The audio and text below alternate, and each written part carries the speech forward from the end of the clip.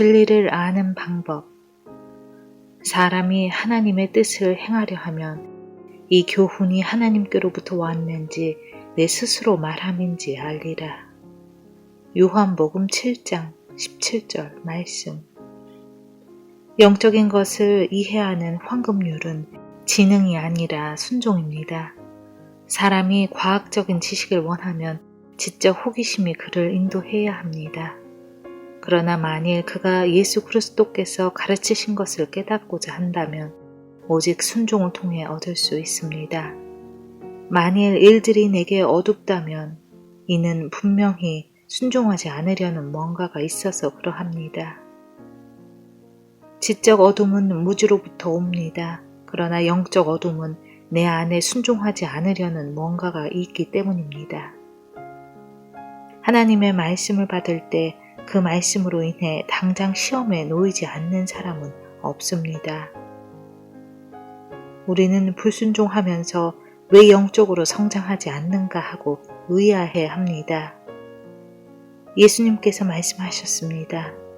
그러므로 예물을 제단에 드리려다가 거기서 내 형제에게 원망 들을 만한 일이 있는 것이 생각나거든 예물을 제단 앞에 두고 먼저 가서 형제와 화목하고 그 후에 와서 예물을 드리라. 예수님의 가르침은 현재 우리에게 해당하는 말씀이며 우리는 단 한순간도 주님을 속일 수 없습니다. 그분은 우리 삶의 미세한 부분까지 가르치십니다. 하나님의 영은 자신을 변명하려는 사람을 들춰내십니다. 주님은 우리가 전에는 전혀 생각하지 못했던 것들에 대해 더욱 민감하게 하십니다. 예수님께서 주의 말씀으로 마음속에 임하게 할 때 회피하지 마십시오.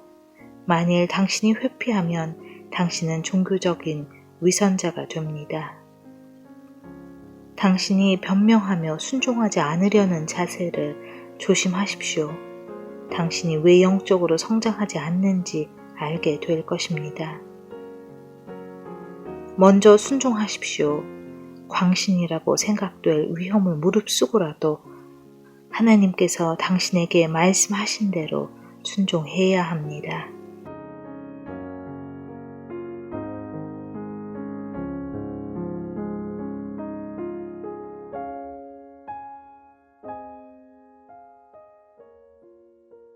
주님의 목적.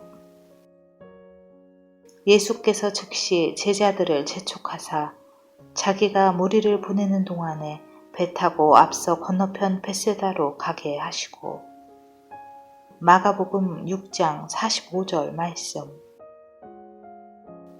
우리는 예수 그리스도께서 우리를 강권하실 때 그분께 순종하면 그분이 우리를 대성공으로 인도하실 것이라고 생각하는 경향이 있습니다. 그러나 우리는 결코 성공의 꿈을 우리를 향하신 하나님의 목적이라고 내세우면 안 됩니다. 주님의 목적은 오히려 반대일 수 있습니다. 우리는 하나님께서 우리가 원하는 어떤 특별한 목적을 향해 우리를 인도하고 계신다고 생각합니다.